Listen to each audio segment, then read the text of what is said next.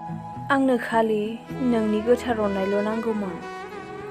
आंनो नोंनि गारि, न' बां, थाखा फैसा जेखौबो नाङामोन। आंनो खालि नोंखौल' नांगौमोन। आं बेखौ सानाखैमोन जे नों आंखौ सानसे गुबुननि थाखाय गारनानै थांगोन होनना। आङो दसे समनि खुसिखौनो अरायनि थाखाय साननानै लादोंमोन।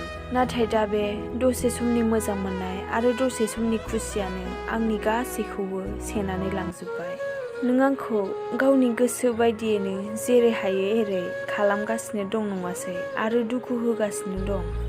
नों मालाबा सानफेरदों नामा आंदि बेसेबां दुखुआव थायो जेब्ला नों आंखौ दसेनो ब्लक खालामो, दसेनो कल खालामो, दसेनो कल दानो आरो आं एखनबाथ' सानफ्रोमबो वाइटिंल' मोनो।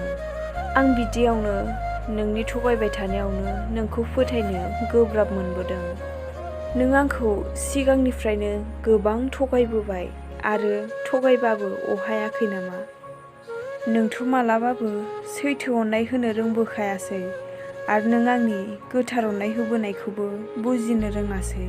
आं थासिगोन हारसिङैनो आरो आं मालाबाबो नोंनि फारसे सानला आरो नोंखौबो गोसोखांला।